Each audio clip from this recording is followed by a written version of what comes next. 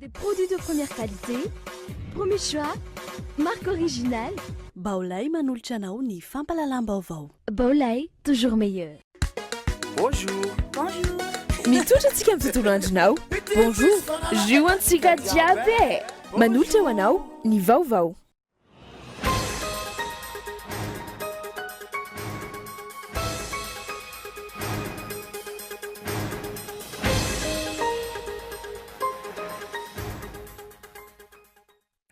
Nahita mpiankarany 7,5 ny vinavina mpandanimbolan'ny fanjakana amin'ny taona 17 ao amin'ny volavolan-dalàna ao amin'ny teti-bolam-panjakana 17. Isy fiankarana ihany koa no vola ho atokana ho an'ny distrika. Mijanona ny famezana subvention ho an'ireo mpanjara solika. Miena ho 500 miliary ariary ihany koa ny subvention ho an'ny jirama.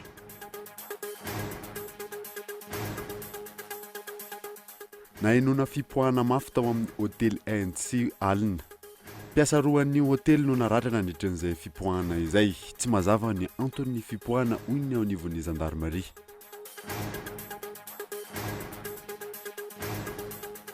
Lasa sekoly tsy miankina ny sekolim-panjakana ao Abealanana noho ny amaroan'ny vola tsy maintsy alohan'ny ray aman-dreny amin'ny fampianaran-janany.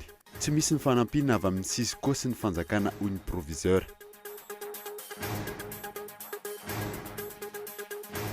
Andro faharoa amin'ny Mongamania Festival.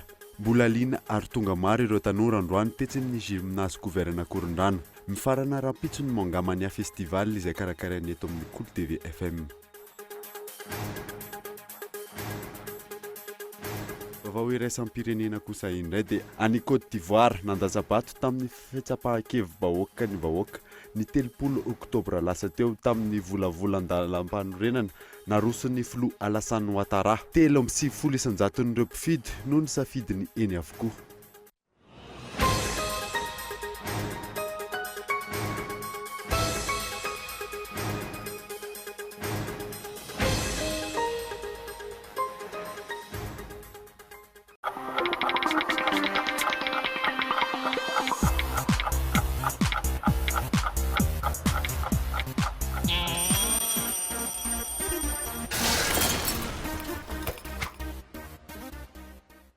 Efa tonga ny TV LED 3D ika farany ao magasin Baolay. TV LED Changonga dia manaraka ny teknôlôjia avo lenta. Ny kalitaony sary dia efa Full HD amin'ilay wing ary ny feu dia tena raitra. J'aime. Tsy manatsara ny endriny toujours meilleur ao sady fisaka ny maivana tsy mibatoerana azo apetaka amin'ny rindrina. Misy HDMI, VGA, USB. Ao amin'ny Baolay irery ihany no hitanao io TV LED Changonga io. Baolay ny tsara drany. Bonjour. Bonjour. Bitimis fanala eka watika tap na lebena zaza. En poudre angan sachet tangarishan vitamine C. Bonjour. Bonjour. Bonjour. Bonjour. Bonjour. Mapatanzaka zem suta samba samba cha. Bonjour. Bonjour na riewe. Bonjour. Bonjour. Maru karazanga gu amnas. Sara lota zangala amnas. Jitika diabe. Bonjour. Fitbin vidin'entana mora ato amin'ny Shoprite amin'izao tsingeritaona izao. Ho fankalazana ny faha-14 taonany manome vidin'entana mora ho anao Shoprite. Ndao ary hiaraka ifety miaraka amin'ireo tolotra maro amin'ny vidiny mirary toy ny margarine Sunshine 500 grammes 2990 ariary fotsiny, ny jus Sunfirst 1 litre 2990 ariary, ny spaghetti Rosso 500 grammes 1290 ariary monja. Mora amin'izao tsingeritaona izao. Shoprite, ny mora indrindra hatrany.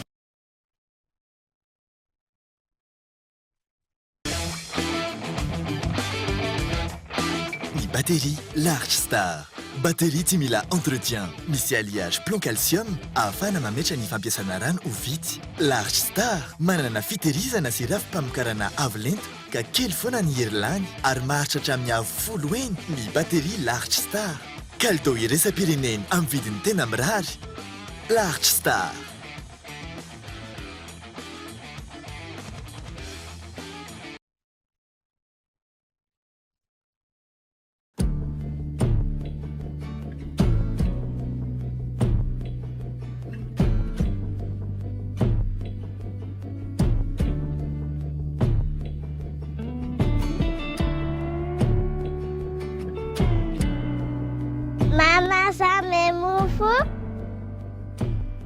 na hoe tagnanao toy sasao amin'ny savony ny tagnanao alohan'ny hagnomezanao hanigny aja ndreko alohan'ny hikarakaranao ny sakafo. mpizahan-tanan'alany maro no mitsidika ny allée des baobab isan-taona. toerana tokana manana ny maizy azy eo amin'ny sehitry ny fizahan-tany. maro ireo ezaka ataon'ny tompona andraikitra hanomezan-danja sy hitandrovany toerana io. manano sarotra nefa ny fiatrehan'izany noho ny hamaroan'ireo olona mivezivezy eo an-toerana izay miteraka loto isan-karazany. isan'ny fotodrafitrasa tena ilaina ny kabone na toeram-pivoahana ampiasain'ireo mpitsidika sy ireo olona miasa ary mipetraka eo an-toerana.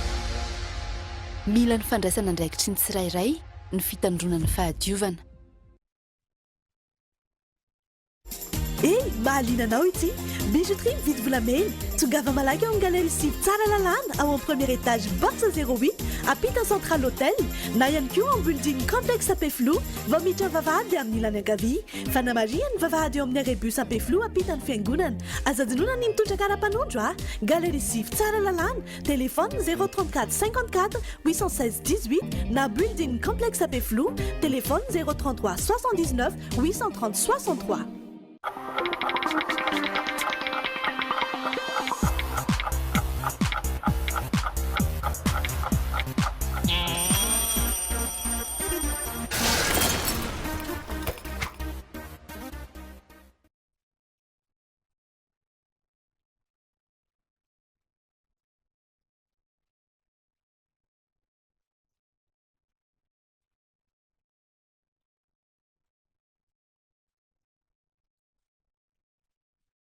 finaritra tompoko lasy tompoko vavy manasanao ary anaraka ny fampahalalam-baovao ny Kolo TV amin'izao alina izao nanombotsika ny vaovao dia nahitana fiakarany 420 faingo 7 isanjato ny vinavina mpandanim-bola mpanjakana amin'ny taona 17 izay ao anatin'ilay volavolan-dalàna ao amin'ny teti-bola mpanjakana 17 etsakilan'izay isy ny fiankarany eo amin'ireo vola ho atokana ho an'ny district najanona kosa ny fanomezana subvention amin'ireo mpanjijara solika noho izany na 920 miliara ariary ihany koa ny subvention ho an'ny jirama fanadidina. tamin'izy mafa 20 ny volana oktobra teo ny tonga teny amin'ny anteny mera-pirenena ny volavolan-dalàna momba ny teti-bola mpanjakana taona 17 amin'ny akapobeany nahita mpiakarana ity teti-bola ity raha oharina amin'ny teti-bola tamin'ny ity taona 17 ity. 709 miliara ariary ny vinavina mpandanina amin'ny taona 17 raha toka 215 faingo 9 miliara izany tamin'ny ity taona 17 ity. izany hoe niakatra 427 ho an'ny fampandehanan-draharaha ho an'ireo androm-panjakana sy ny ministera ny 409 miliara ariary amin'izany ary fampiasam-bola na investissement kosa ny 127 miliara ariary. Vinavinaina ho 7 kosa ny tany fiakaran'ny vidim-piainana amin'ny taona 17 raha 7 izany tamin'ny ity taona ity. Isan'ny zava-baovao anatin'ity teti-bola mpanjakana ity ny fisian'ny fonds d'appui au développement régional izay vola mitentina 50 tapitrisa ariary omena ny distrika tsirairay avy. Ny tsy mbola fantatra isolo ilay CLD na ny comité local de développement mitentina 200 tapitrisa ariary ve ity vola ity. Etsy ankilan'izay nisy fanovana ihany koa ny eo amin'ny resaka subvention. Nofoanana ny fanomezana subvention ho an'ireo mpanjara solika izay efa tafiakatra hatramin'ny 50 miliara ariary isan-taona. Nahena ihany koa ny subvention omena ny orinasa jirama ho 50 miliara ariary raha toka 300 miliara ariary no voatondro tamin'ny teti-bola nasy-pantsina taona 17 Iray volana ny fepotona ananany anteny mera-pirenena alohan'ny tsy maintsy andiniana ity teti-bola mpanjakana ity. Na izany aza efa misy ny adevitra maro samihafa momba izany melo raha ny nambaran'ny filohan'ny anteny mera-pirenena Rakoto Mamonjy Jean Max tsy mbola voafaritra kosa ny fotoana andaniana ity teti-bola ity. Ny fitaom-pivoriana ara-potoana izay atao amin'izao fotoana izao dia mifantoka indrindra hoe afa-tsy hoe mifantoka fotsiny mifantoka indrindra amin'ny fandinihana ny teti-bola mpanjakana amin'ny taona 17 eo anatrehan'izany fa misy le fionana maromaro zay natao tonga taona ministre ny finance ary mbola iona indray amin'ny faefatra ny volana novembre zao misy ihany koa midindinika zay andatabatra boribory ataon'ny ministre ny finance miaraka amin'ny sehatra tsy miankina. Efa tafiditra ao anatin'ity volavolan-dalàna ity ny teti-bola ho an'ny seny izay mitetina 2.1 miliara mahery. 5.7 miliara mahery kosa izany ho an'ny fiadidinan'ny repoblika raha toa ka 100 miliara ho an'ny primature. 7.9 miliara mahery kosa ny teti-bola ho an'ny ministeran'ny attan sy fitsinjaram-pahefana ary 7.7 miliara ho an'ny ministeran'ny fanabeazam-pirenena. Raha toa ka 4.4 miliara mahery ho an'ny ministeran'ny paostra sy ny fifandraisan-davitra. Toerana hafa no tokony hanatanterahana ny francophonie araka ny fanehoan-kevitry ny DFP na ny dinika ho fanavota amin'ny pirenena androany maraina. Tsy mbola misy tomombana aloha hatreto ny fanomanana ny fikarakarana ny fionambe io araka ny hevitry ny DFP. Fanadadeny Mbioramanitra. Tsy misy ny fahavononana handray ny fivorim-be an-tampon'ny firenena miteny sy mampiasa ny teny frantsay raha ny toe-javatra misy eto Madagasikara amin'izao fotoana izao no jerena araka ny fanehoan-kevitry ny DFP na ny foto-drafitrasa na ny fandriampahalemana samy mbola tsy tomombana avokoa. Manoloana io trango io nisy ny taratasy misokatra nalefan'ireo mpitolona maromaro eto amin'ny firenena any amin'ny filohan'ny repoblika frantsay, ny sekretera jeneralin'ny francophonie ary ireo firenena mpikambana ao anatin'ny francophonie. Taratasy izay mampahafantatra ireo olom-pirenena ambony ny amin'ny tsy tokony hanatanterahana ny fionana an-tampon'ny firenena miteny sy mampiasa ny teny frantsay amin'ity volana novambra ity. Fa zay manao lettre ouverte amin'ny président république François Hollande, amin'ny secrétaire général ny OIF ary amin'ireo état membre rehetrarehetra fa raha mbola tiana pour l'intérêt supérieur de la francophonie mandiny tena nareo ary mbola tsy tara ny fanapaha-kevitra afindrahony amin'ny firenena zay tokony hanao azy io fa tsisy raha vanina ny fanomanana edy hitanareo ilay io sady gasy mihitsy no alaina baraka eto dia ny mbola tsy tara zay no tonga any manao taratasy any amin'ny ireo fianakaviam-be francophonie afindraho io tsy tambo isaina fa namberiberina teto ny insécurité miandran'ireo olona reo fiomana ary raha tsikaritritsika tamin'ny Kombesa nisy premier ministre firenena afrikanina ray tonga androany ariva raha pitso marera dia nandeha nonina des organisations. Mbola no mafisin'izy ireo ihany koa fa miray hevitra amin'ny antoko malagasy miara-miainga izy ireo amin'ny tokony hanatanterahana fividianana mialohan'ny fotoana. Tato anatin'ny roa taona mahery ny fitondrana rajonary mampianina mbola tsy hita marina izay tena zavatra vita araka ny fanazavana hatrany. Aminay dia mitombona mihitsy netreritra ny namana amin'ny MMM hoe tairo élection anticipée izy ity fa tokony ahato fitondram-panjakana izy zao satria ny zavatra nandrasana amin'ny 2014 jusqu'à 2 taona sy tapany zay tsisy natomboka ny nany raiky ka raha te hiroso amina fifidianana tena normal dia andao ahato reo fitondram-panjakana reo ary ambon'izay iza ny androm-panjakana nanakinana an'izany tafidy tao anatin'izany ny assemblée nationale reo institution judiciaire isan-karazany tsy hatramin'izao na député na iray ary mba tsy mbola misy volavolan-dalàna miainga avy eo ahoana ny amélioration cadre électoral tsisy an'izany ange fa député miotikodina fotsiny. Raha tsy ahivina antoko politika maro no efa nangataka ny sin'ny fifidianana mialohan'ny fotoana. Ankoatr'izay, efa nisy ihany koa ny nandefa taratasy misokatra ny amin'ny filohan'ny repoblika ny amin'ny tokony hametrahany fialana roa taona sy tapan'izay no nitondran'ny filoha hatreto aloha korotana fanaparam-pahefana amin'ireo olona miaro ny tanindrazany tsy fandriampahalemana sy ny maro hafa ireo no iainany vahoaka amin'ny andavanandro. Na inona fipoahana mafy tao amin'ny hôtely ANC Alina. Mpiasa roa ao amin'ny hôtely moa naratra tamin'izany. Tsy mbola fantatra mazava ny zavatra mipoaka hoy ny teo anivon'ny zandarmeriam-pirenena. Fanadadina. Taitra ireo mponina teny Ivato sy ny manodidina omaly alina vokatry ny fipoahana tao amin'ny parkin'ny hôtely ANC tokony tamin'ny fitora sasany ariva. Tonga teny an-toerana ny teo anivon'ny zandarmaria izay nilaza fa nisy nanipy teny an-toerana ilay zavatra nipoaka. Mpiasa roa tao amin'ity hôtely ity no naratra vokatry ny fipoahana. Tsy mbola fantatra treto na grenade na bomba artisanal na fitaovana hafa no nipoaka tao an-toerana raha ny fanazavana. Eto amin'ity toerana ijoroantsika ity mihitsy zany le izy raha ny filazany zareo dia nisy zavatra hoe natsipin'olona dia latsaka teto nipoaka. Le zavatra nipoaka mbola tsy tena fantatra satria raha tonga teto zay mahaly riva ihany dia tsy nahita vaingan-javatra maventy mihitsy hoe io zavatra mety mipoaka teo na hoe bomba artisanal io na cocktail molotov io a tsy hita zay zavatra zay. Andrasana ny valin'ny fanadihadiana mikasika ity raharaha ity manoloan'izay fipoahana izay ny fanaovana andro masom-pokon'olona no fepetra raisy ny mpitantana ny tanàna ny Ivato hisoroana ny fiverenan'ny tranga-toa ireny raha ny fanazavan'ny be ny tanàna ny an-toerana. Tranga tsy mbola fahita firy zany ty Ivato no hoe resaka hoe fipoahana zavatra ohatr'ireny za tsy hiteny hoe bomba na grenade fa ny tompony andraikitry ny filaminana moa efa manao ny fanadihadiana amin'izao fotoana zao.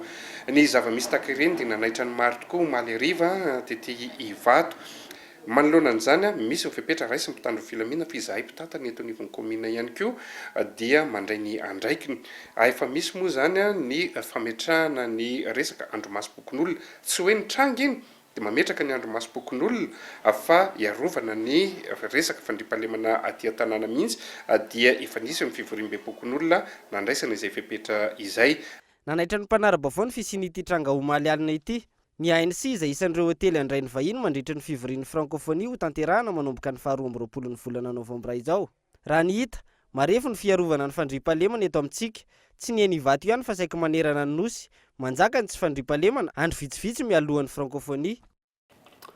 Andro tsy fiasana, andro tsy fianarana ary andresaka rama ny andro andraisana ny francophonie eto Antananarivo. Ijanona ny tranony avokoa moa ny rehetra mialoha sy mandritra ny fotoana io. Tsisy ny fifamezivezen'ny mponina, ny mpianatra ary ny mpampiasa lalana amin'ny ankapobeny. Fanadadiny Lili Rabiata. Ho toy ny tanàna maty ny eto Andrenivohitra mandritra ny fandraisana ny fihaonana tampo ny firenena amin'ny teny frantsay eto Antananarivo amin'ity volana novambra ity. Araka ny fanapahan-kevitra ny mpikarakara sy ny manam-pahefana, hijanona ny an-tokantrano ny rehetra mialoha sy mandritra io fotoana io. Isiany ny fifamezivezena malalaka eo amin'ireo vahiny mandray anjara no antony fanapahan-kevitra io. Tsy ho isan'ny miaina io fotoan-dehibe karakaraina eto amin'ny tany io araka izany ny malagasy. Hatrany ivelany no efa mivoaka io serasera io ankehitriny. Ahantona amin'io fotoana io ny fampianarana rehetra ary ala sasatra amin'ny mpianatra rehetra.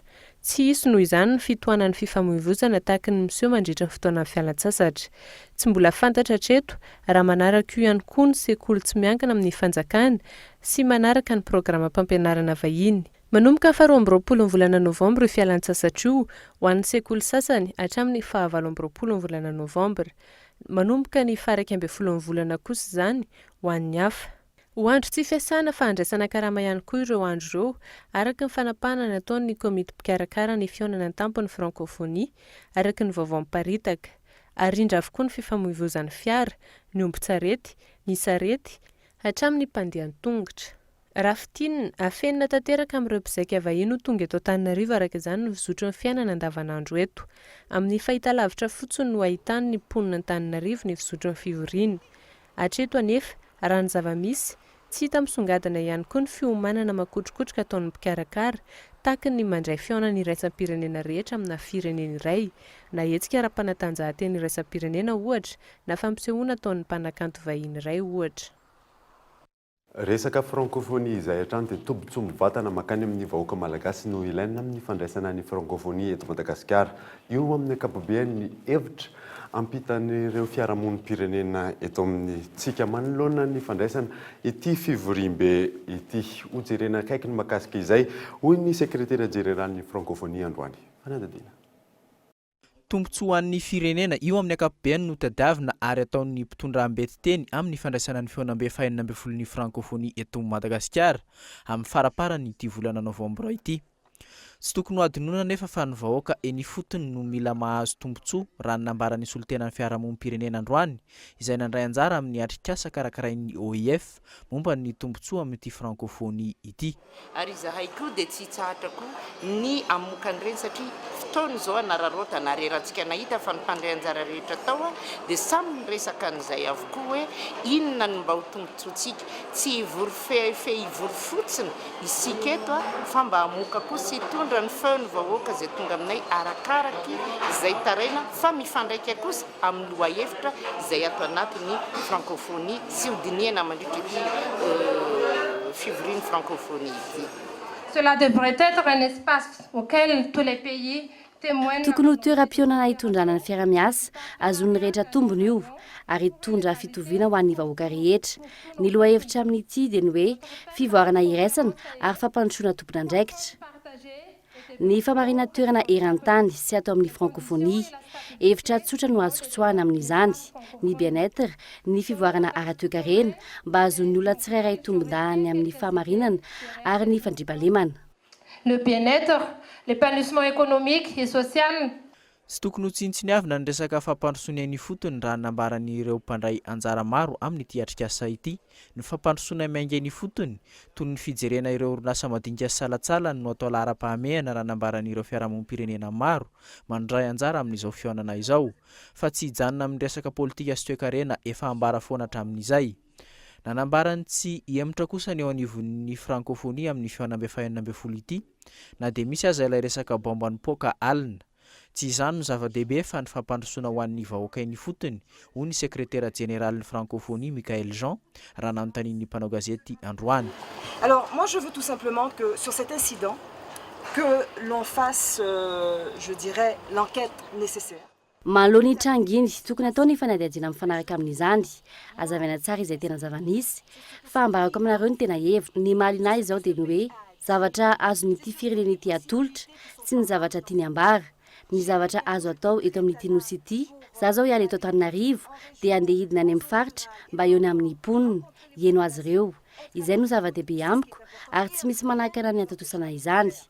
Tsy misy anakatsakana anay amin'izay tongotra efa mbindakana miaraka amin'ny malagasy rehetra ireo filoham-pirenena sy filoham-panjakana avy amin'ny firenena maro dia ho tonga eto Madagasikara mba eo ny amin'ny ponina satria izy ireo manasanay ho tonga eto ary izao tsy olona miaya foana ary tsy matahotra izao dia olona azo atokisana. Ça ne vous inquiète pas quant à la sécurité du sommet? Je ne suis pas une femme d'inquiétude, ni de peur, ni de crainte. Je suis une femme de confiance. Roa andro ny faharetan'ity atrikasa ity ary mandray anjara amin'izany ny fiarahamonim-pirenena malagasy eo ihany koa ireo fikambanana iraisam-pirenena tsy miankina na ny organisation internationale non gouvernementale maro avy any ivelany. Raha somamanina kosa indray dia niakatra fitsarana io maraina io teny anosy ireo dimy rahalahy voasambotra nandritry ny hetsiky ny mponina tany Somamanina ny volana septambra lasa teo. Tampoka sy ankamehana ihany moa ty fampiakarana an'izy dimy lahy fitsarana ity na izany aza tonga maro teny an-toerana teny anosy io ireo mponina any Somamanina fanadadiny io nasaina. Iray volana mahery taorian'ny isamboran'ireo dimy rahalahy voasambotra tamin'ny fitakiana ny fialana sy no manao fitrandrano Somamanina niakatra teny anivon'ny fitsarana ny raharaha tonga maro nanoana azy ireo ny mponiny Somamanina natampoka tamin'izy ireo raha ny fiakarana ity raharaha ity tetỳ anivon'ny fitsarana fanaovana fihetsiketsehana tsy nahazahoana lalana fangalarana basina manamboninahitra ireo no anisan'ny nanenjehana azy dimy rahalahy ireto fa nenjehana izay tandrametaka hoy ny mpisolo vava azy ireo ka rehetrrehetra eo zany raha ohatra ka nanaraka ny raharaha firenentsika nanaraka ny tolona hatramin'izay sy nanaraka indrindraindrindra zavatra tato amin'ny fitsarana androany dia tsy misy mitombona mihitsy satria le mpitsara mihitsy zany mpanenjika ny ministère public raha zay atsahatra fifanenjehana an'izao sy zao re zavatra zany dia manaporofo sy manamana fa hoe ohatrany tandrametaka napetapetaka fotsiny le fanenjehana le olona fa tsy zavatra mitombona loatra fa le atao zay abedabela izy fotsiny zany hoe sitranay mba misy anankiray mipetraka nangataka ny anafana vonjo maika azy dimy rahalahy ny mpisolo vava saingy no lavina ary naverina teny an-tanimora izy ireo ny lalàna izay mamaritra fa 7 andro alohan'ny fotoam-pitsarana ny tokony hampandrenesana ny mpisolo vava tsy voady zany tamin'ity raharaha ity raha ny fanazavan'ny mpisolo vava izay ny maraina teo vao nafantatra ny fotoam-pitsarana tonga maro ihany koa ny mponiny Somamanina nanotrana ireo namany. Tsy nasakana vahoaka tsy ho avy zany ny fanaovana ny fitsarana tsokisoko zay tsy nafantatra mihitsy nefa ny tsy nasakana ny vahoaka tsy ho avy zany zavatra zany fa dia betsaka tokoa izay Somamanina tonga eto nanatrika an'izao fitsarana nisy dimy mianaka sao. Ny fanapahan-kevitra ny raisin'ny fitsarana koa dia nahafapo anay tena nahafanaiko tokoa satria ny antony dia zao ny aino mihitsy ny fitsarana zany tena ny aino izy satria afaka nanazava tsara ireo vao atao hoe nihetrehetina ireo voafonjy ireo indrindra moa zany fa mpisolo vavavy dia afaka nyresaka somatsara ary mbola nametraka izy fa amin'ny zoma zao no amoahana ny didy ary misy somanatoky amin'izany fotoana izany fa amoaka didy fa hanafahana manontolo an'izy dimy rahalahy mianakireo any fitsarana. Tsy hisy ny hetsiky ny vahoaka ny Somamanina raha mipitso raha ny fanazavana ho avy etỳ amin'ny fitsarana anosy anohana sy iain'ny valim-pitsarana izy ireo ny zoma ho avy zao raha ny fanazavan'ny mponiny Somamanina trany. Dia io zany no ahitanay vahoaka ny Somamanina rehetra no hoe inona no fanapahan-kevitra ho ataona indray fa raha mpitso alakamisy zahay dia mipetraka milamina any atokantrano tsirairay avy zahay vahoaka fa ny azoma kosany hiakatra ty zay ieno zay fanapahan-kevitry ny didim-pitsarana omeny fanjakana anay vahoaka ny Somamanina amin'ny fiarovanay ny taninay mamalagasy anay. Ratsaivina ny 12 ny volana septambra ny voasambotra ny roa tamin'ireo voapanga ary 7 septambra ny telo miandrandra ny mangarahara sy ny fahaleovantenan'ny fitsarana manoloan'ny tiraraha ty arak'izany ny vahoaka ny Somamanina sy ny mpanara-baovao. Lafim-baovao hafa kosa indray dia niakatra 20 ariary indray ny vidin-tsolika tamin'ity fiandohan'ny volana novambra ity. Mitaky ny fampiakarana ny compensation na ny fanampiana omena mpitatitra ihany koa moa ankilan'io ny mpitatitra eto amin'ny-drenivohitra. Tsy misy ny fampiakarana sarandalana raha ny fanazavan'ny filohan'izy ireo. Fanatadiany Lili Rabiata.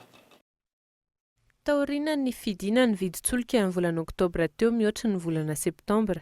Niverina niakatra indray ny vidin-tsolika tamin'ity fiandohany ny volana novambra ity. Ho an'ny lasantsy 8,503 ariary ankehitriny ny litatra, raha toka 7,703 ariary nandritra ny volana oktobra. Ho an'ny gazole 7,703 ariary ny litatra, raha toka 7,703 ariary ny litatra ny volana oktobra. Ary ho an'ny soltany 7,703 ariary ny litatra teo aloha ary vidina 7,703 ariary ankehitriny. Nandrahoana ny mpiakatra ny sarandalana Ratsaivina ny mpitatitra mialony sy ny fidinana ny volana oktobra teo. Milaza ny tsy hampiakatra ny sarandalana ihany mpitatitra na misy azo ifiakaran'ny vidin-tsolika io. Miandry kosa izy ireo ny fitazoma ny fanjakana ny teny nomeny amin'ny fampiakarana ny compensation omena ny mpitatitra rehefa miakatra ny vidin-tsolika. Araka ny fanazavany ny filohan'ny vondron'ny mpitatitra an-drenivohitra azo tamin'ny Antso Atarby. Teto aloha rehefa nangataka izy hoe azakarina aloha izy fa plus miakatra plus nareo mahazo tombony. Ny fanjakana fohy be tsy miroveka maty ny ary atapo nangataka hoe azakarina aloha io menorina fa hojerena compensation menareo malgré ny ataontsika hoe sakanan'ny FMI io sy FMI sy banque mondiale tsy manakany hoe ho compensation zay ho subventionnena fa zareo natalaky zany dia hitantsika hoe parapatra manomboka amin'ity volana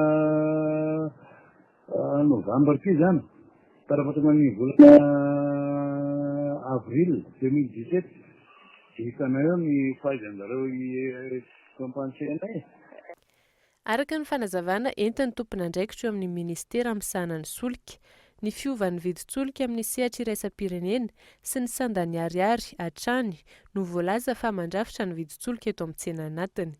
Tsy fantatra mazava nefa ny kajy mahatonga ny elanelam-bidy mampiakatra sy mampidina ny vidin-tsolika. Raha ampitaina amin'ny fiovan'ny vidin-tsolika any amin'ny tsena anatin'ny Frantsa nefa, tsy mifanalavitra ny vidin-tsolika eo amin'ny tsena iraisam-pirenena ny vidin-tsolika eo a Frantsa. Raha 7,100 dolara ohatra ny vidin-tsolika teo amin'ny tsena iraisam-pirenena ny taona 2024, izany hoe 7,40 euro raha amin'ny lanjam-bola frantsay, izay sandany lafo indrindra, manodidina indray 7 euro ny litatra ny lasantsy tany Frantsa. Midina ary mifanaraka avy hatrany amin'ny vidin-tsolika eo amin'ny tsena iraisam-pirenena ny vidin-tsolika amin'ny firenena vahiny matanjaka. Voafehy manaraka io ihany koa ny vidim-piainana. Tsy tahaka izay miseho eto Madagasikara. Fampiarana amin'ny vidin-tsolika tena izy no voalaza fa antony fiovaovan'ny vidin-tsolika. Midina ihany anefa ny vidin'ny solika rehefa mitaky ny mpitatitra. Tsy hita ihany koa ny finiavana ampidina ny vidin-tsolika araka ny vidiny tokony ho izy sy ho maro-toerana zaka ny mpanjifa rehetra. Miamahazo laka kosa ny kolikoly any amin'ny vokatra lavanilina eto amintsika. Misy mpamanangom-bokatra mahazo alalana hividy lavanilina mbola tsy matoy. Vokatra izay miaratsy ny kalitao any lavanilina eto amintsika. Manao antsoavany ho amin'ny mpitondra fanjakana moa ireo mpamokatra sy ireo tompony andraikitra eny fotony mba hijery akaiky ny zava-misy. Gaëtan Andretsilavo. Ratsy ny kalitaon'ny lavanilina tamin'ity taona ity. Antony, misy mpanangom-bokatra mahazo alalana mividy vanilla tsy matoy. Efa misy ny fitorinana natao hoy ny ben'ny tanàna avy ao Ankazotokana, distrika ny Bealanana, saingy tsy misy ny fisamborana. Ny ben'ny tanàna avy ao Ankazotokana Bealanana, Rabe Mahefa no mitondra ny fanampanazavana. Défaut tamin'ilay lavany zegny resaka autorité, misy collecteur zegny mividy lavani tsy matoe nandalo taminay natanay contrandi tsisy vokany jusqu'à amizay takatra fanjakagna fobe zay hoe ny tribunal mihitsy tsy mandraindraiky misy olo voasambotry nay mangalatra lavani io alefa amin'ny tribunal 2 semaines dia efa voatsotro zareo ke raha mitoy zany dia tsisy qualité ny lavani io tsara mihitsy kanefa io ny vokatra tegna azahoany tambany volonay ihany vola be ny volany manjaka hoy ity be ny tanàna ity tsy misy intsony ny lalàna velona izay manambola no tompon'ny fahefana tsy mijanona amin'ny lavania ihany izany raha ny fanazavany mihitatra amin'ny resaka tany sy ny maro hafa ihany koa zareo moa hainao zegny le collecteur ny lavani olo misoma miliara dia voatefa mahazo vola zegny le ologno le gendarme mahazo vola le procureur mahazo vola dia deferegny any 2 semaines faran'ela dia fa mody zay hoe zegny angalanjare vola raha jiaby magnanjegny koa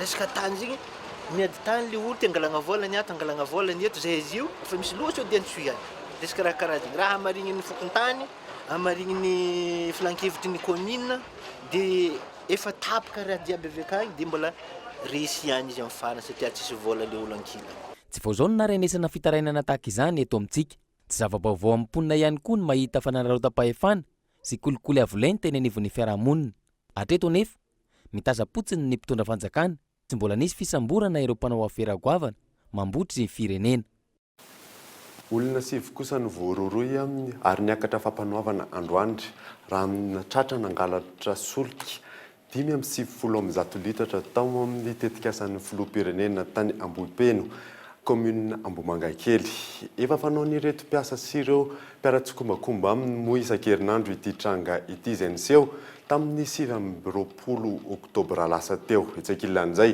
mpangalatra rofo manodidina ny 12 sy 20 taona indray no tratehaky ny mpitandro ny filaminana teny Itosy ny farany volana oktobra lasa teo fanampanazavana teto moa zany dia mitonona izy ho polisy mitonona ho polisy moa zany dia teto aloha amin'ny brigadier de police fa zany hoe mbola anatin'ny fanadiadiana ny ana moa fa mara voaka ny fisarana moa zany dia mbola mitofana fanadiadiana eny fatrany amin'ny fisarana zany mitonona moa zany oloha hoe brigadier de police ary izy no mitondra an'ilay fiara reo karazana bulldozer sy ny pelle mécanique sy sisa zany tsy fantatsika mampiasa solika mampiasa gasoil reo dia am'izay moa zany mitsiry le hevitra ratsy zay fantatsika moa fa maro ny karazana asa salako reo hivelana Antananarivo zay rahatsika malalaka fa isina halatra gasoil fa maromaro ny tranga zany isina halatra gasoil zay tratra tamin'ireo torana reo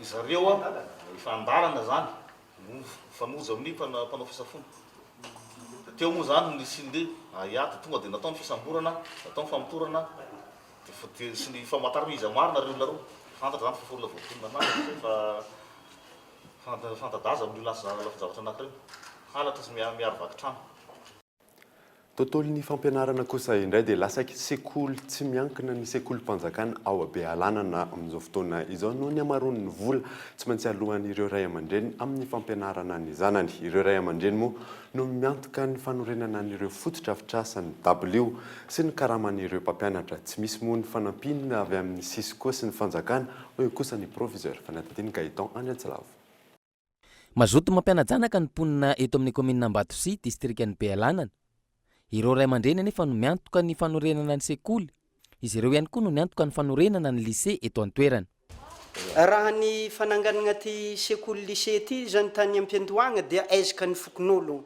zany hoe zany ny mponiny manomboka amin'ny 20 taogno makitra zany nandoa vola 10,000 zany isaka fokon'ologno zay zany nahatontosagna ty fotodrafitrasa ty ka araka ny tatitry natan'ireo ampikirakira io tetibola io zany dia hatram'izao hitantsika zao zany karazagna takitra le tetibola araka izany tsy mijoro araka ny tokony ho izy ny efitrano fianarana izao hitantsika izao no takatry ny vola voangona tamin'ireo ray aman-dreny ny ray aman-dreny ihany koa nefa no niantoka ny W sy ny seza ary ny karaman'ireo mpampianatra aizaka nanaovagna reto table banc reto zany hoe zany ao agnatin'ny frais généraux zany no angalagna tetibola ampahany zany entigny magnano reto table banc reto isan-tagno zany teti-bola apetraka frame entigny karamagna azy ireo zany raha tsy laza zany amin'ity tagno ty zany mahatratra 5 hetsy 770 tapitrisa zany zay zany karama agnatin'ny tagno raiky zany entigny karamagna azy ireo. Atreto raha ny fanazavana azo tsy mbola nisy fanampiana avy amin'ny Sisco na ny fanjakana Foibe voarahin'izy ireo. Ankoatr'izay, misy 10 ireo mpampianatra amin'ity lycée ity, ny 2 amin'izy ireo ihany no mpiasa-panjakana, ny 7 ambiny kosa frame avokoa. Lasa privé ny sekolim-panjakana, hoy ny solombavam-bahoaka vao vidy tany an-toerana. Tsy manampy ny ministera, tsisy fanampina ny ray aman-dren'ny mpianatra, dia lasa tsy zarizary ny trano sekoly, betsaka ny mpianatra mianatra, ny mpampianatra tsy ampy, lasa vesatra ho an'ny ray aman-dren'ny mpianatra ny fampianarana zaza, satria tsy maintsy ho karamena ny mpampianatra, lasa privé ny sekolim-panjakana nohon'izay fiantohana mpampianatra izay. Ka mametraka olana zay amin'ny fahazotony ray aman-dreny zay vesatra izay. Ka ny antso apetraka amin'ny fanjakana efa isorana izy amin'ny fandraisana mpampianatra dia mbola mangataka ary mamporisika ny fandraisana mpampianatra indrindrandrindra ny amin'ny lycée. Raha tsy ivina ny 20 ny volana Jolay 2024 lasa teo no nivoaka tamin'ny Conseil du Gouvernement ny fankatoavana ny fampijoroana ny lycée eto Ambatosy Bealanana. Mbola tsy nazo ny arrêté d'ouverture nefa izy ireo, hany ka lasa annexe ny lycée Bealanana rehefa tonga ny fanadinam-panjakana baccalauréat. Natratra 13 isanjato nefa ny tapahafampanadinana baccalauréat farany teo ho an'ity lycée eto Ambatosy ity. Manaprofy ity tranga eto Ambatosy ity fa tsy misy fandraisana ndraikitra ataon'ny mpitondra fanjakana, tsy misy politika mazava anatsarana ny fampianarana. Tsy misy azo antenaina avy amin'ny mpitondra fanjakana raha ny fampandrosoana sy ny fametrahana fotodrafitrasa no resahana. Antony mahatonga n'ireo mponina sy ireo tompona ndraikitra ifotony ao amin'ny commune Ambohimandry andray antanana ny fanamboarana ny tetezana moa izay tsy nisy fanamboarana efa 20 taona zay. Fanadadiny Gaëtan Andriatsilavatra. Samy miezaka anao izay ho afany amin'ny fampandrosoana ny faritra misy azy avy ny mponina sy ireo tompona ndraikitra ny fotony amin'izao fotoana izao. Ny eto Ambohimandry ohatra, ny mponina sy ireo malala-tanana no miezaka manamboatra ny tetezana fiampitana. Fampandrosoana amin'ny commune za dia very rehefa tonga ny tondra drano tsy afaka mandeha miakatra tsena mitsy ny olona lilelena fa eo amin'ny fanabeazana. Dia miteraka mitsy problème eo anaty zany fanabeazana zany satria ny siège sy ny lycée dia aty Ambohimandry no nipita ny tany sasa manila tamin'ny commune Ambohimandry. Fahana vokatra ity lalana ity raha ity tetezana ity dia mizara roa afaka mamoaka zay mandeha makany apita tafitra.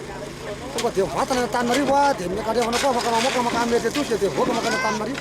Route interprovinciale na RIP mampifandray ny distrika telo dia ny distrika n'Arivon'ny Mamo, ny distrika n'Atsimon-drano ary ny distrika n'Ambatolampy no misy ity tetezana ity. Lalana mampitohy ny RN7 sy ny RN1 ihany koa miala iny Emeritsy Atosika miazon'ny Behenjy. Efa maro ny fangatanana atao tamin'ny mpitondra fanjakana hoe ny ben'ny tanàna eny an-toerana, saingy tsy nahazo ambaliny izany. Tsy mbola nisy ihany koa ny fanampiana avy amin'ny fanjakana Foibe. Ny famatsimbola tamin'ny commune agnamaloha dia vola resaka arere tamin'ny 2015 dia 1500 ariary ny amba no azonay mba mena andreo mpiasa teo aloha zany mba azonay fa hatramin'izao dia tsy misy mihitsy fa io indray fanjakana indray zay hoe ho avy indray CLD ataovy daholo ny projet anareo, nataonay ny projet, nalainay ny vato, nalainay ny rehetrarehetra, hatramin'izao rehefa le vola dia mbola tsy tonga mihitsy. Raha ny fanazavana azo, tetezana vita beton no teto ary nentin'ny rika efa 20 taona izay. Taorian'izay, tsy nisy fanamboarana intsony. Sahirana araka izany ny mponina amin'ny asa fivelomana sy ny famoahana ny vokatra. Tsy afa-mianatra ny mpianatra. Rehefa mainty tany ihany vao afaka iampitana. Efa maro ihany koa ireo namoy ny ainy rehefa tonga ny rano be. Ireo ngamba zao fa zao ny efa tsy latsaky ny olona 20 akizy mpianatra amin'ny CG na EPP mandalo amin'iny no maty tamin'ny trano ity zany. Hitanareo ny io zavatra mba vita amin'ny vahoaka zany. Ialatsiny fa tsy mba tonga taty aminay francophonie. Ialako tsiny fa mbola tsy mba laka taty aminay francophonie. Fa raha nisy francophonie taty aminay zay tsotr'izao vorim-bahoaka. Iray amin'ireo ezaka ataon'ny mponina manerana ny nosy ahafana manatsara ny fifandraisana amin'ny hafa sy mametraka fampandrosoana ny fotony ity eto amin'ny commune Ambohimiandry ity. Tsy misy azo antenaina amin'ny mpitondra fanjakana ao izy ireo ka izay eo ampelantanana no ampiasainy. Raha ny zava-misy aloha hatreto, lafin-javatra maro no mikatso tanteraka noho ny tsy fahaiza-mitantana ataon'ny mpitondra. Diso fanantenana ihany koa ny vahoaka no ireo fampanantenana nataony izay tsy misy tanteraka efa ho 3 taona izao. Fandrindrana ny fivezivezena sy fanamafisana ny fahaiza-manao ny mponina misa 5:03 avy amin'ireo komuna 4 no ifatohan'ny tetikasa drafitra intantanana ny lalana komunaly mitodika amin'ny kojakoja ny lalana any amin'ny tontolo ambanivohitra moa ny tetikasa ary mifarana amin'ny volana janoary 17 narindra ny manana. Manodidina ny 5 kilometatra ny fitambaran'ny lalana eto Madagasikara raha 3 alina amin'ireo no any ambanivohitra avokoa raha ny fanazavan'ny tompon'andraikitra. Ny lalana izay fototry ny fampandrosoana eo anivon'ny komuna iray no ny fivezivezen'ireo vokatra. Misy ny tetikasa drafitra hitantana ny lalana komunaly izay namafisana ny fahaiza-manao ny mponina eny fotony ao amin'ny komuna miisa 4 avy any Jorobe sy Fenoarivo Atsinanana izay vatsiny ny vondrona Europeana Arabola. Enimbolana ny faretan'ny tetikasa io, efa niroso tamin'ireo dingana diavana tongavana hatramin'ny famaritana n'ireo lalana komunaly ireo tompona andraikitry ny tetikasa ao amin'ny ONG lalana. Voalohany napetraka aloha tamin'ny volana septembre iny formation na maîtrise d'ouvrage. Ny fotoana manaraka amin'ny 3 volana afara manaraka ity dia anantona bebe kokoa eny anivon'ireo vahoaka sy mifokotany ny komuna mba ahafahana mampiofana an'izy ireo amin'izany fahaiza-manao amin'ny fitantanana ny lalana izany. Misy zany ny karazana formation cantonnier izay maka olona 3 isaky mifokotany izay fampiofana ara-teknika izy io. Maître d'ouvrage zany dia izy ny tompon'andraikitra ary hoe tompon'antoka miandraikitra ny fitantanana izay foto-drafitrasa rehetrarehetra ao aminy. Ny fitantanana zany na sensisa izy mitady ny arabola hoe ahoana ny fomba anamboarantsika anazy na nikojana anazy na hoe ahoana ny fomba miatrahantsika anazy. Zay ilay dikan'le hoe maître d'ouvrage ary manana andraikitra izy eo amin'ireo vahoaka izay mifidy anazy zany any an-toerana. Fahalalana momba ny tetikasa mifandray amin'ny lalana na fikojakojana izany no fahaiza-manao ampitaina n'ireo olom-boafidy eo anivon'ny komuna no tanjon'ny tetikasa drafitra hitantanana ny lalana komunaly izay. Fanamafisana ny traikefan'ny tsirairay sy fanitanana ireo mponina eny fotony no takiana ao anatin'izany. Raha sendra misy ireny mpampiasa vola ireny mandalo eto toerana any amin'ny toerana ambanivohitra any ka mamaritra tany ka voafaritra ao anatin'izay ny lalana komunaly dia lasa misy fiantraikany zany anatin'le fivezivezen'ny olona raha ohatra ka hoe tafiditra ao anatin'le tany faritan'ireny mpampiasa vola ireny lalana komunaly dia mba hampijoroana lalana komunaly ara-panjakana zany izay ny tena isan'ny antony lehibe anamaritana. Raha ohatra ka raisitsika fotsiny zao hoe amin'izao fotoana izao ny 1 kilometatra amin'ny lalam-pirenena raha ohatra ka no réhabilitation tsika dia efa any amin'ny 2 milliards d'ariary any. Zany hoe mety kelikely kokoa noho izay zany raha ohatra ka jerevana ny lalana eny anivon'ireo komuna. Fa kosa hoe raha mivola miditra amin'ireo komuna eny ambanivohitra ho vitany ve ny lalana eny aminy zany. Dia izay ny tosika hoentin'ny ONG lalana zany hoe mampianatra satria tsy azo lavina satria mety mahavita koa ireo olona ireo. Tsy voatery miandry ny fitondrana fobe izy. Mandray anjara-trany amin'ny fanitanana ny mpieno momba ny fikojakojana ny lalana izay indrindra ireo tompona andraikitry ny tetikasa sy ny ONG lalana ary ny Cool FM. Miisa 580 ireo tompona andraikitra ao amin'ireo komuna iasana izay nahazo fiofanana.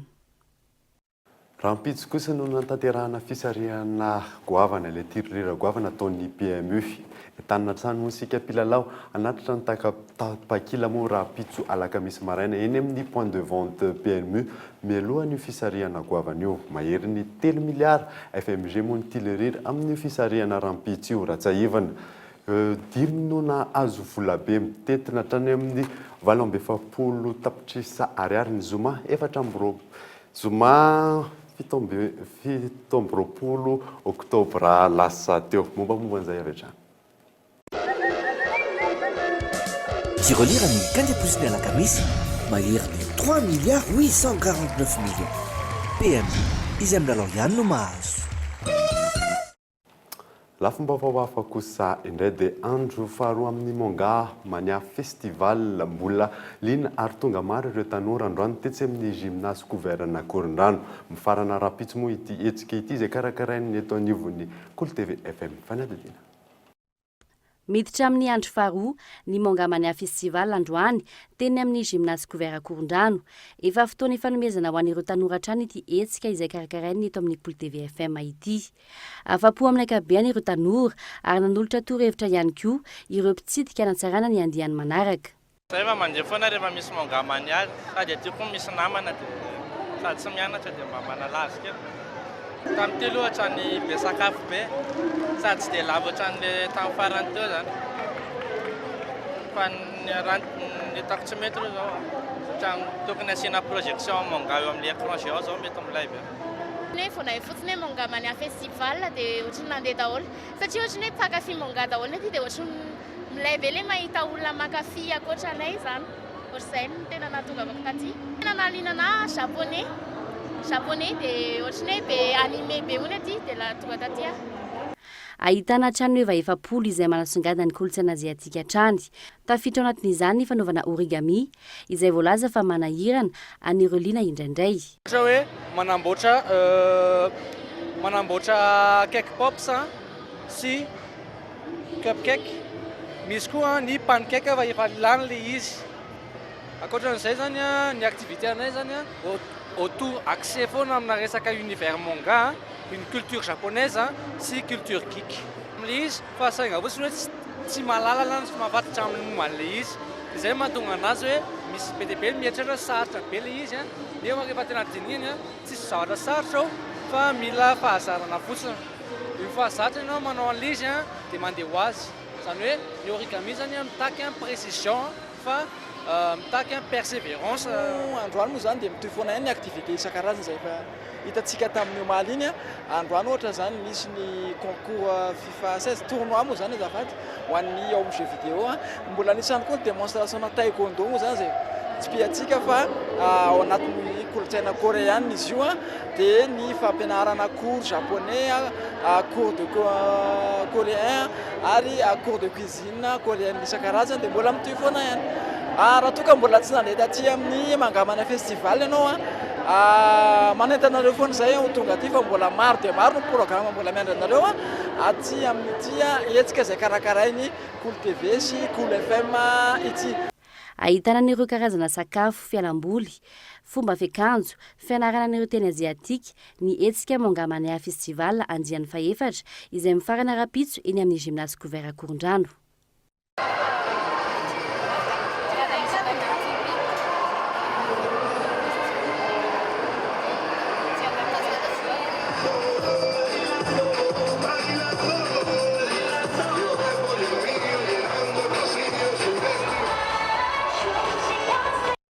Vaovao iraisam-pirenena kosa indray dia any Côte d'Ivoire nisy ny fitsapahan-kevi-bahoaka ny telopolo ny volana oktobra lasa teo momba ilay volavolan-dalam-panorenana naroson'ny filoha Alassane Ouattara. 70 isanjaton'ireo mpifidy moa ny safidiny eny avokoa fanadadiana eo amin'ny sarany France 24. Any Côte d'Ivoire nivoaka tamin'ny fomba ofisialy ny valim-pifidianana fitsapahan-kevi-bahoaka ny 30 oktobra lasa teo. 27 isanjato ny tahampavitrihan'ireo mpifidy tao anatin'izany raha toa ka 30 isanjato no nisafidiny eny. 80 isanjato ny mponina tany amin'ny faritra atsinanana Côte d'Ivoire kosa no navitrika ny fidy raha oharina ny tany atsimo izay manodidina ny 20 isanjato. Efa nanambara ny mpanohitra ny antoerana fa tsy roso amin'izay fifidianana izay. Tao aorian'ny famoahana no voka-pifidianana ny lavin'ireo mpanohitra izay noho ny tsy fahatomombana nandritra ny fitsapahan-kevi-bahoaka. Mangataka ihany koa ny filoha Alassane Ouattara mba hitsipaka tanteraka an'ity tamin'ny volavolan-dalam-panorenana ireo mpanohitra. Etsy ankilan'izay nanamafy hatrany ny filoha am-perinasa fa tsy emotra ary tazona ny heviny. Tanjona amin'izany ny fanarenana ny firenena. Ao ambadik'izany anefa anisan'ny tanjony Ouattara ny anatin'izany ny fanafoanana ny momba ny zoam-pirenena ahafahana mirotsaka ho filoham-pirenena izay hatrany nanomezan'ireo mpanohitra azy. Tsy niadry noho ny fanana ny Alassane Ouattara ny zoam-pirenena Burkina Faso izay. Fandaniana ity lalàna ity izay mikasa ihany koa ny fametrahana filoha hevitra sy fametrahana amin'ny fomba ofisialy ny anteny mirandoolona. Alohan'ny sarana daverina aminao ireo vaovao songadina tamin'ny ity alina ity nahitana fiakarany 4.7 isanjato ny vinavina mpandaniam-bola mpanjakana amin'ny taona 17 ao amin'ilay volavolan-dalanina ao amin'ny tetim-bola mpanjakana 17 ao lasa sekoly tsy miankina ny sekolim-panjakana ao Abealanana amin'izao fotoana izao noho ny amaroan'ny vola tsy maintsy alohan'ireo ray aman-dreny amin'ny fampianarana ny zanany. Ary farany andro faharoa amin'ny Mongamania festival mbola liana ary tonga maro ireo tanora amin'izay andro faharoa izay izay teny amin'ny gymnase Gouverna Korondrano. Farana rapitso moa ity etsika Mongamania festival ity izay karakarainy eto amin'ny Cool TV FM dia izay mamarana ny fampahalalam-baorantsika tamin'ity alina ity. Ankasitrany ianao nanaraka izany hatramin'ny farany. Tsara miona tompoko.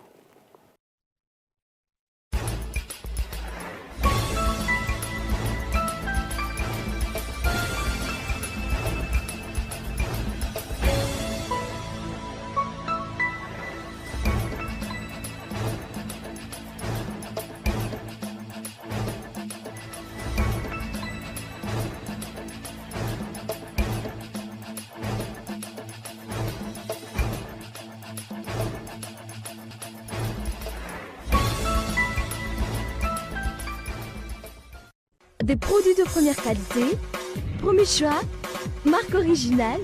Baolay nanolotra anao teo ny fampahalalam-baovao. Baolay, toujours meilleur. Bonjour. Bonjour. Narainao teo ny vaovao niaraka tamin'ny bonjour. Juantsika jiaby.